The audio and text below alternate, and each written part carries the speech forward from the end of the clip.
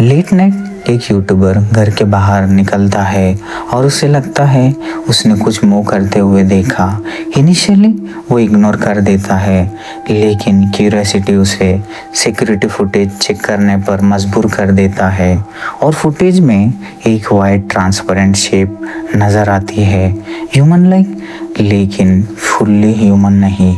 Figure कुछ seconds के लिए विजिबल रहती है और फिर डार्कनेस में डिसअपियर हो जाती है। क्या ये लेंस आर्टिफैक्ट था या कुछ और? डिसीजन आपका है।